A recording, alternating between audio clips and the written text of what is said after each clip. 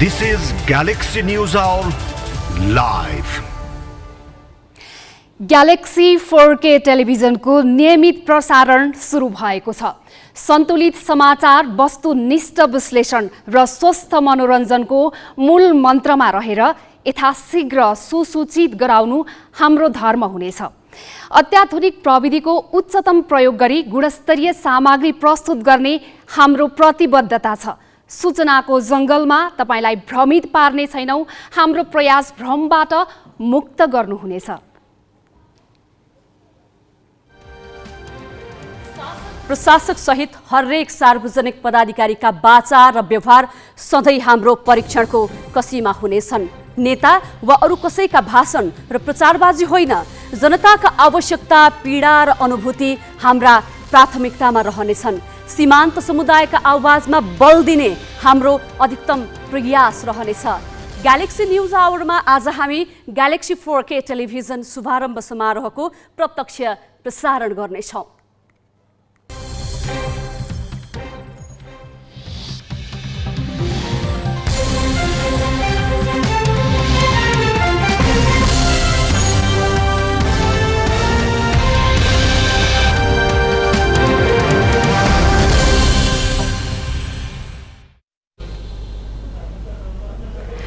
नमस्कार, यो हो ग्यालेक्सी न्यूज आवर। सही सूचना र प्रष्ट विश्लेषण सहित उपस्थित भएका छौं। अब हेडलाइन्स।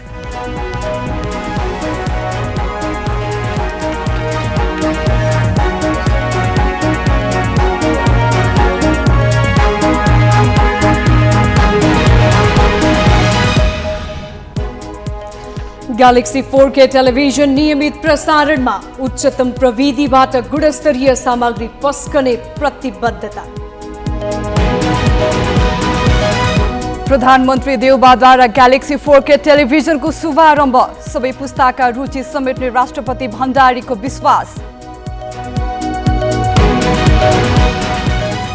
एमालेको विधान महाधिवेशन सुरु, उपमहासचिव पद खारेजीको प्रस्ताव, अदालत र नेता नेपालमाथि ओलीको आक्रोश। 1.5 वर्षपछि अस्ट्रेलियाले सीमा नाका खुला गर्दै आफ्ना नागरिकलाई तत्कालै प्रवेश दिने, विदेशीले भने नोभेम्बरसम्म कुर्नुपर्ने। र चितवन टाइगर्स एभरेस्ट प्रिमियर लिगको प्लेअफमा ललितपुर पेट्रियट्सले बनायो अहिलेसम्मकै उच्च स्कोर।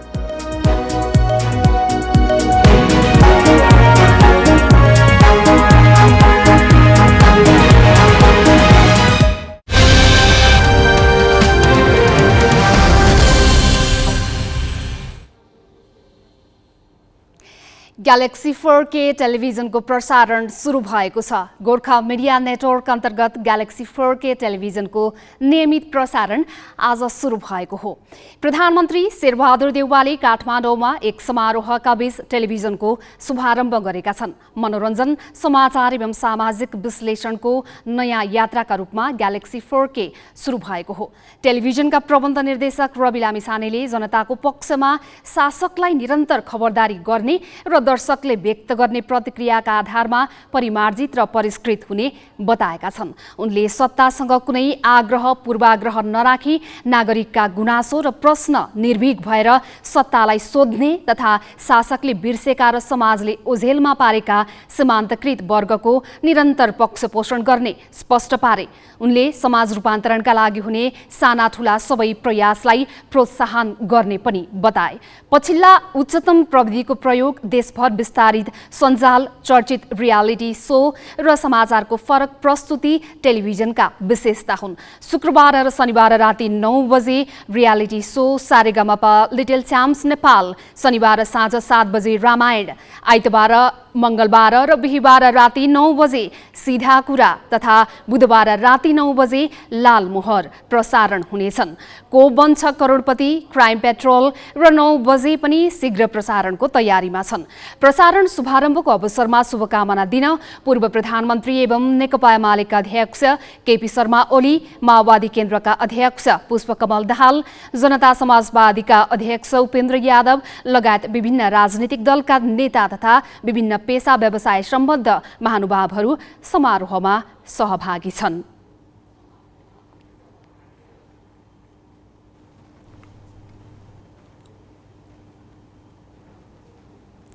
राष्ट्रपति विद्यादेवी भण्डारीले ग्यालेक्सी 4K टेलिभिजनलाई शुभकामना दिएकी छन्। ग्यालेक्सी 4K टेलिभिजनले प्रसारण सुरु गरेको अवसरमा राष्ट्रपति भण्डारीले दिएको लिखित शुभकामना सन्देशमा सबै पुस्ताका रुचि र चासो समेट्न टेलिभिजन सफल हुने विश्वास व्यक्त गरिएको छ। सन्देशमा जिम्मेवारपूर्ण, सन्तुलित र तथ्ययुक्त सूचना प्रसारण गरी जनविश्वास आर्जन गर्न पनि टेलिभिजन सफल होस् भन्ने उल्लेख छ। टेलिभिजनले पत्रकारिताको संस्थागत विकास र विस्तारमा योगदान गर्ने राष्ट्रपतिको विश्वास छ।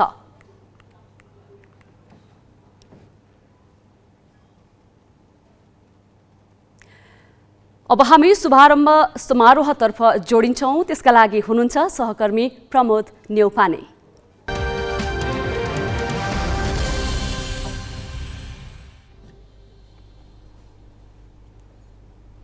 अब न्यूज संक्षेपमा। सर्वोच्च अदालतले 4 जना पूर्व प्रधान न्यायाधीश विरुद्ध दर्ता भएको अदालतको अवहेलना मुद्दा खारेज गरेको छ। प्रधान न्यायाधीश चोलेन्द्र शमशेर राणा र सपना प्रधान मल्लको इजलासले 4 जना पूर्व प्रधान न्यायाधीशलाई सफाई दिने फैसला सुनाएको हो। प्रतिनिधि सभा विघटन गर्ने तत्कालीन प्रधानमन्त्री केपी शर्मा ओलीको निर्णय असंवैधानिक भएको दावी गर्दै विज्ञप्ति जारी गरेको आधारमा पूर्व प्रधान न्यायाधीशहरू मीनबहादुर रायमाझी, अनुपराज शर्मा, कल्याण श्रेष्ठ र सुशीला कार्की विरुद्ध अदालतको अवहेलना मुद्दा दायर भएको थियो। ओलीले पुस 5 गते पार्टीको आन्तरिक विवाद देखाउँदै प्रतिनिधि सभा विघटन गरेका थिए।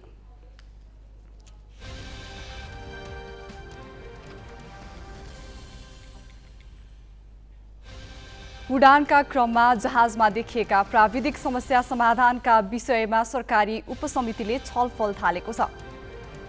उपसमितिले आज सिंहदरबारमा गरेको छलफलमा संस्कृति, पर्यटन तथा नागरिक उड्डयन मन्त्रालयका सहसचिव बुद्धिसागर लामिछानेले जहाजमा समस्या देखिनु स्वाभाविक भए पनि हवाई सेवा प्राधिकरणको निजी कम्पनीले भने जानाजान त्रुटि गरेको बताए। उनले बुद्ध एयरको जहाजमा केही दिन अघि देखिएको प्राविधिक समस्याबारे अनुसन्धान भइरहेको जानकारी दिए। छलफलमा हवाई सेवा प्राधिकरणको निजी कम्पनीका प्रतिनिधिले भने अपवादका रूपमा देखिने प्राविधिक समस्यामा कसैलाई पनि कारबाहीको भागीदार बनाउन नहुने बताए।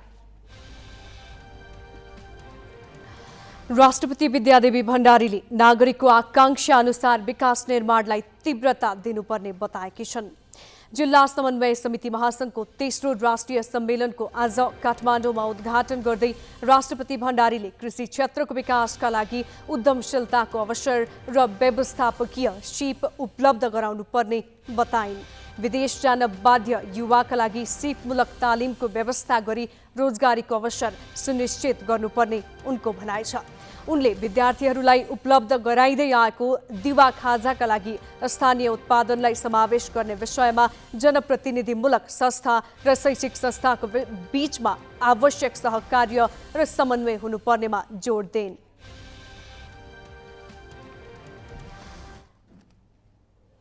नेकपा एमालेको विधान महाधिवेशन सुरु भएको छ। ललितपुरको गोदावरी स्थित अन्तर्राष्ट्रिय सम्मेलन केन्द्रमा करिब 6,500 प्रतिनिधिको उपस्थितिमा महाधिवेशन आज सुरु भएको हो। अध्यक्ष केपी शर्मा ओलीले 44 पृष्ठ लामो राजनैतिक प्रतिवेदन पेश गरेका छन्। त्यसमा माओवादी केन्द्रका अध्यक्ष पुष्पकमल दाहाल, एमाले फुटाएर नयाँ दल गठन गरेका माधव कुमार नेपाल, सभामुख अग्नि सापकोटा र सर्वोच्च अदालतको आलोचना गरिएको छ। महाधिवेशनमा सांगठनिक प्रतिवेदन र विधान संशोधनको मस्यौदा पनि प्रस्तुत गरिएको छ। ती दस्तावेजमाथि भोलि समूहगत रूपमा छलफल गर्ने तालिका छ। विधान संशोधनको मस्यौदामा उपमहासचिवको पद खारेज गर्न प्रस्ताव गरिएको छ।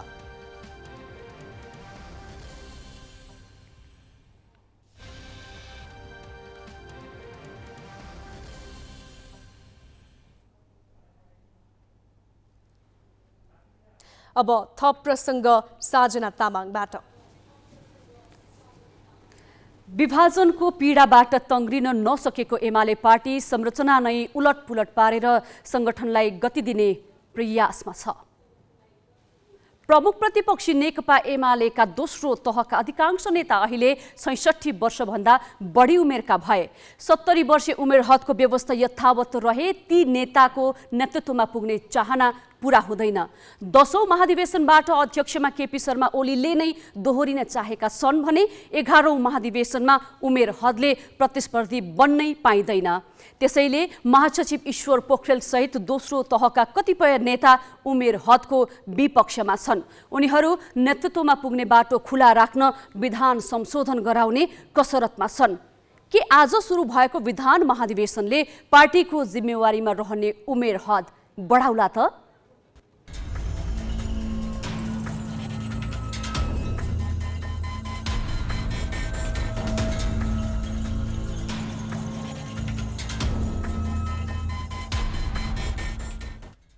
एमाले विधानमा अहिले 70 वर्ष उमेर भएका नेताले पार्टीको कुनै पनि जिम्मेवारीमा बस्न नपाउने व्यवस्था छ। यो व्यवस्था अनुसार पहिलो तहका ओलीलाई मङ्सिरमा तय गरिएको 10औं महाधिवेशनबाट अध्यक्षमा दोहोरिन छेकबार छैन। उनी फागुनमा 70 वर्ष पुग्छन्। उनलाई चुनौती दिने माधव कुमार नेपाल नयाँ पार्टी गठन गरेर अलग बाटो लागिसकेका छन्। एकातिर आफूलाई चुनौती दिने नेता नरहेको र अर्कातिर दोहोरिने चाहनामा विधान पनि बाधक नरहेकाले ओलीले अहिलेको परिस्थिति आफ्ना लागि अनुकूल मानेका छन्। 70 वर्षे उमेर हदले 10औं महाधिवेशनबाट स्थायी समिति सदस्यहरू अमृत बोहरा, सत्यनारायण मण्डल र केशव बडाल विदा हुँदैछन्। उनीहरू भन्दा पनि खास गरी उपाध्यक्ष भीम रावल, महासचिव ईश्वर पोखरेल लगायत केही नेताले विधान संशोधन गराउन चाहेका छन्। रावल र पोखरेल दुवैलाई नेतृत्वमा पुग्ने रहर छ, तर 10औं महाधिवेशनमा ओलीलाई चुनौती दिने आँट छैन। 11औं महाधिवेशनमा प्रतिस्पर्धा गर्न उमेरले दिँदैन। 2 पटक महासचिव भएका पोखरेलको मन ओलीले अध्यक्षमा दोहोरिन चाहेपछि चसक्क भएको छ। उनलाई महासचिव पद तेस्रो पटक पाउँछु भन्ने विश्वास पनि छैन। यो उमेरको मात्रै कुरो होइन, यो टेन्युरको कुरा चाहिँ मुख्य कुरा हो भन्ने छ। अहिले पनि 70 वर्ष उमेरको हद र 2 कार्यकाल भन्ने कुरा विधानमा व्यवस्था छँदैछ, त्यसमा अन्यथा होइन। जहाँसम्म इच्छा व्यक्त गरेको भन्ने खालको कुरा छ, त्यो कुनै दाबी गरेर प्रतिदाबी गरेर होइन। राष्ट्रिय परिस्थिति कस्तो छ, आवश्यकता के छ, आजको नेसनल पोलिटिक्सले के कुराको डिमान्ड गर्दैछ त्यो कुरा हेर्नुपर्छ। महासचिव पोखरेल र माधव नेपाललाई उकासेर अन्तिम अवस्थामा साथ छाडेका रावल लगायत केही नेता ओलीलाई अध्यक्षमा दोहोरिन नदिन सकेसम्म मङ्सिरको महाधिवेशन सरे हुन्थ्यो भन्ने चाहन्छन्। उमेर हदले 11औं महाधिवेशनबाट रावल र पोखरेलका साथै सुभाष नेमवाङ, अष्टलक्ष्मी साक्य, युवराज गेवाली र रामबहादुर थापाले पनि विदा पाउनेछन्। 11औं महाधिवेशनमा नेतृत्वमा पुग्न अहिले 60 वर्ष वरिपरि रहेका नेताबीच प्रतिस्पर्धा हुनेछ। अन्यथा नभए घनश्याम भुसाल, विष्णु पौडेल, सुरेन्द्र पाण्डे, पृथ्वी सुब्बा गुरुङ, गोकर्ण विष्ट, प्रदीप गेवाली, भीम आचार्य, योगेश भट्टराई र शङ्कर पोखरेल मध्ये एकले अध्यक्षमा दावी गर्न सक्नेछन्। दोस्रो तहका नेताको छहारी पाएका कतिपय युवा नेता राजनीतिमा उमेर भन्दा विचार, सिद्धान्त र क्षमतालाई प्राथमिकता दिनुपर्छ भन्दै उमेर हद हटाउनु पर्ने पैरवीमा छन्। उमेर राखेर के अरे नेतृत्व विकास हुन्छ भन्ने कुरा यो अवैज्ञानिक छ, असैद्धान्तिक छ, अराजनीतिक छ। बुढो हुनु भनेको के हो त भन्दा अघि हुनु होइन। राजनीतिमा अनुभवले पनि महत्त्वपूर्ण काम गर्छ। अनि खारिएको नेतृत्व, अनुभवी नेतृत्व र अनि त्यसपछि तपाईँको अनि नखारिएको अनि केटाकेटी अनि यस्तो फरक हुन्छ। त्यसैले त्यसको मिक्सअप गर्नुपर्छ। अनि अरूले छोडिदेला अनि खाली गरिदेला र म नेता हुँला भन्ने कुरा राखिएको छ। यो कुनै पनि राजनीति र वैज्ञानिक आधार हो भन्ने मलाई लाग्दैन। असोज 8 देखि 10 गतेसम्म चलेको केन्द्रीय कमिटी बैठकमा पनि उमेर हदमाथि लामै बहस भएको थियो। अवकाशको मुखमा पुगेका नेताले विधान संशोधनको आवाज उठाएका थिए। यस विषयमा अध्यक्ष ओलीले भने मुख खोलेनन्। तर उनी निकट भनेर चिनिएका नेता भने पार्टीको नेतृत्वमा नयाँ अनुहारलाई स्थापित गर्न अहिलेको उमेर हदलाई निरन्तरता दिनुपर्ने पक्षमा छन्। पार्टीले एउटा विधि, विधान र एउटा प्रक्रियाबाट नेतृत्व हस्तान्तरणलाई अगाडि बढाउनु उपयुक्त हुन्छ भन्ने निष्कर्षका साथ असाध्य पार्टी अध्यक्ष पनि यो विषयमा अत्यन्त संवेदनशील हुनुहुन्छ नेतृत्व हस्तान्तरणको सिलसिलाको निम्ति। त्यसैले 70 वर्ष हामीले म्याद राख्यौँ भने अनि नेतृत्व पुस्तान्तरण हुँदै जान्छ भन्ने ढङ्गले यो 70 वर्षको प्रावधान अहिलेको प्रस्तावित विधानमा आएको छ। नयाँलाई अवसर र पुरानालाई विदा गर्ने सम्बन्धमा यो विधान महाधिवेशनले केही फरक निर्णय गर्ला धेरैको चासो छ। तर विभाजनको घाउ आलो रहँदै पार्टीलाई बलियो र सुदृढ बनाउने भनेर अगाडि बढेको नेकपा एमालेमा सहज नेतृत्व हस्तान्तरणको कुरा भने फलामको चिउरा चपाउनु सरह छ। यस्तोमा विधान महाधिवेशनबाट जे निर्णय हुन्छ वा पारित हुन्छ त्यसले पुस्तान्तरणको विषयमा मात्र होइन धेरैको राजनीतिक जीवनको समेत फैसला गर्नेछ। क्यामेरामा सबिन महर्जनका साथमा सृजना घिमिरे, ग्यालेक्सी 4K, गोदावरी, ललितपुर। पार्टीको पहिलो विधान महाधिवेशनले लिने निर्णयलाई लिएर एमाले पंक्तिमा निकै चासो छ। पार्टीको निर्वाचनमा प्यानल बनाउन नपाउने प्रस्ताव तथा पदाधिकारीको संख्या र उमेर हदबारे भइरहेको बहसका कारण पनि निर्णयप्रति कौतूहलता बढेको हो। विधान महाधिवेशनमा धेरै विषयमा छलफल हुँदैछ। देशभरबाट सहभागी हुन आएका झन्डै 6,500 प्रतिनिधिले आफ्ना ठाउँका विषय त यो महाधिवेशनमा उठाउने नै छन्। विधानमा समावेश भएका र विधान महाधिवेशनमा प्रस्तुत गर्न लागिएका विधानभित्रका र अन्य दस्तावेजभित्रका विषयहरूलाई पनि उनीहरूले जोडतोडका साथ उठाउने तयारी गरेका छन्। अधिवेशनमा आफ्ना राम्रा कुरा पनि राख्न पाइयोस् र त्यसलाई चाहिँ समावेश पनि होस्, किनभने हामी चाहिँ दुर्गम क्षेत्रमा दैलेखमा छौँ कर्णाली प्रदेशको र राम्रा कुराहरू चाहिँ समावेश भयो भने हामीलाई खुसी लाग्छ। मुख्य कुरा भनेको नेकपा एमालेमा विधि र विधान र नीति राम्रो हुनुपर्छ। त्यो भइसकेपछि ठिक हुन्छ। खास गरिकन अहिले नेकपा एमालेले उठाउनु पर्ने भनेको अब समृद्धिको आन्दोलनलाई कसरी अगाडि लानुपर्छ एउटा कुरो। त्यो कुराका लागि अब यो विधान महाधिवेशनबाट पनि केही कुराहरू ठोस ढङ्गले उठ्नुपर्छ भन्ने कुरा हो।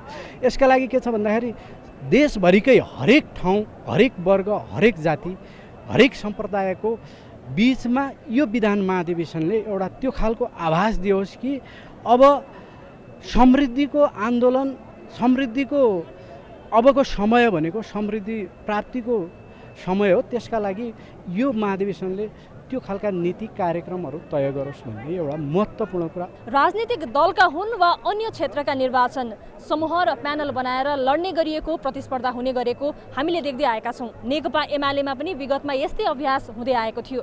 तर यसपटक विधानको मस्यौदामा भने आगामी महाधिवेशनमा प्यानल बनाएर लड्न नपाउने भनेर उल्लेख गरिएको छ र विधान महाधिवेशनमा सहभागी हुन आउने धेरै प्रतिनिधिहरूले यसलाई निकै सकारात्मक रूपले लिनुभएको छ। अब यो प्यानल र गुट वाइजले गर्दा हाम्रो पार्टी अहिले यहाँसम्म आइपुगेको छ र हाम्रा पार्टीमा रहेका दिग्गज नेताहरू हिजो यो पार्टीलाई चाहिँ समर्पण गरेर जिन्दगी बिताउनु भएका कति चाहिँ शहीद हुनुभएका पार्टीहरू बाहिर हुनुहुन्छ, बाहिरिनु भएको छ। हामीलाई त्यो कुराले पनि घोचिराखेको छ। तथापि पनि अब हामीले त्यसरी प्यानल वाइज नजाने हुँदाखेरि त सर्वसम्मत ढङ्गले अगाडि बढ्नका निमित्त हामीभन्दा माथिका चाहिँ अब कमरेडहरूले मानौँ अग्रज पार्टीका नेताहरूले त्यो खालको भूमिका निभाउनु भयो। सबैलाई समेटेर लान सक्ने, हाम्रो पनि चित्त बुझ्ने खालको चाहिँ एउटा कमिटी, एउटा सङ्गठन विस्तार गर्न सक्नुभयो भने हामी त्यसैमा अडिएर जाने। नभएदेखि यसमा महिला छन्, यसमा चाहिँ नि जनजाति छन्, यसमा चाहिँ नि मधेसी छ, मुस्लिम छ, यी सम्पूर्ण चाहिँ पार्टीमा आबद्ध भएर रहनुभएका समुदायलाई समेटिएर लाने कोसिस भएन भने फेरि पनि प्यानलगत हुन्छ नि। राजनीतिक भन्ने बित्तिकै नेतृत्व हस्तान्तरण, अल्टरनेटिभ लिडरसिप हैन, वैकल्पिक नेतृत्व प्रदान गर्नुपर्छ पार्टीमा। त्यसकारणले पार्टीको 70 वर्षपछि जति नै सक्रिय भए पनि त्यो सक्रियता देखाउन पाइन्छ। त्यो देखाउनको लागि हामीले चाहिँ सल्लाहकार बनाएर अरू चाहिँ मानार्थ राखेर उहाँहरूलाई चाहिँ उहाँहरूको कुराहरू इनपुट लिन पाइन्छ। तर 70 वर्षको जुन छ यसमा हामीले एकदमै क्लियर छौँ। 70 वर्षको चाहिँ उमेरलाई चाहिँ हदबन्दी गर्छौँ नै। क्यामेरामा सबिन महर्जनका साथमा सृजना घिमिरे, ग्यालेक्सी 4K, गोदावरी, ललितपुर। एमालेमा उमेर हदको प्रस्ताव नयाँ भने होइन, यसअघि पनि प्रस्ताव गरिएको तर कार्यान्वयनमा नआएको विषय हो। केही नेताहरूकै कारण फेरि पनि यो प्रस्ताव कार्यान्वयनमा आउनेमा शङ्का उब्जिएको छ। यो प्रसङ्ग पनि अहिलेलाई यति नै। अब ब्रेकपछि अन्य खास सन्दर्भसहित आउनेछौँ।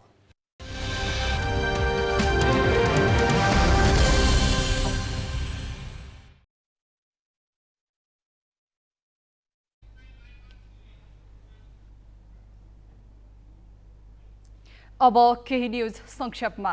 कोरोना संक्रमणबाट थप 13 जनाको मृत्यु भएको छ। 898 संक्रमित थपिएका छन्। स्वास्थ्य तथा जनसङ्ख्या मन्त्रालयका अनुसार पछिल्लो पटक 10,116 PCR परीक्षण गर्दा 898 जनामा संक्रमण पुष्टि भएको हो। नयाँ संक्रमित मध्ये 359 जना काठमाडौँ उपत्यकाका छन्। त्यस्तै थप 938 जना संक्रमण मुक्त भएका छन्। यो सँगै निको हुनेको संख्या 7,66,696 पुगेको छ। हाल देशभर 18,115 सक्रिय संक्रमित रहेको मन्त्रालयले जनाएको छ। संक्रमित मध्ये 354 जनाको आइसियु र 116 जनाको भेन्टिलेटरमा उपचार भइरहेको छ।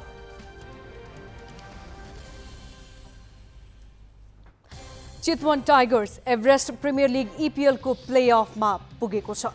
चितवन 3 खेलमा अपराजित रहँदै 2 खेल अगावै प्लेअफमा पुगेको हो। उसले आज पोखरा राइनोजलाई 9 विकेटले हरायो। पोखराले दिएको 123 रनको झिनो लक्ष्य चितवनले 20 बल बाँकी रहँदै मात्र 1 विकेट गुमाएर पुरा गर्यो। प्रतियोगितामा ललितपुर पेट्रियट्सले पहिलो जित निकालेको छ। उसले आफ्नो चौथो खेलमा आज विराटनगर वारियर्सलाई 37 रनले हराएको हो। पहिले ब्याटिङ गरेको ललितपुरले 226 रन जोडेको थियो। यो EPL क्रिकेटमै अहिलेसम्मको सर्वाधिक रन हो। ललितपुरका लागि सान्दुलले सर्वाधिक 73 रनको अर्धशतकीय पारी खेले। जवाफी ब्याटिङमा आएको विराटनगरले 20 ओभरमा मात्र 189 रन बनाउन सक्यो।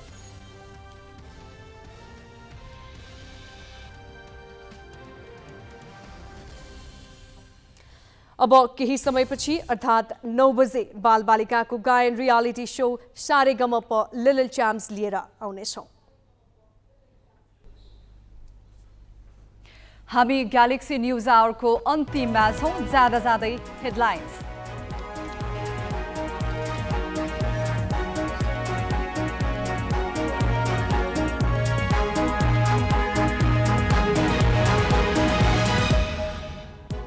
ग्यालेक्सी 4K टेलिभिजन नियमित प्रसारणमा उच्चतम प्रविधिबाट गुणस्तरीय सामग्री पस्कने प्रतिबद्धता।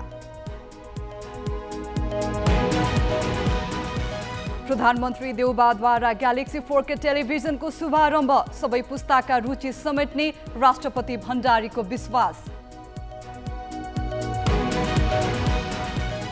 एमालेको विधान महाधिवेशन सुरु। उपमहासचिव पद खारेजीको प्रस्ताव। अदालत र नेता नेपालमाथि ओलीको आक्रोश।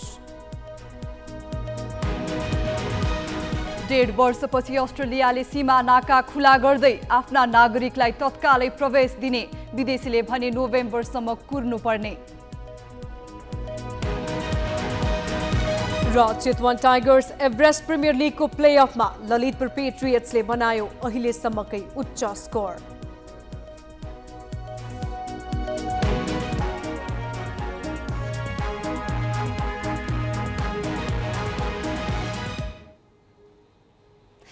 आजलाई ग्यालेक्सी न्युज आवर सकियो। यसपछि बालबालिकाको गायन reality so Sa Re Ga Ma Pa little champs हेर्न सक्नुहुनेछ। नमस्ते।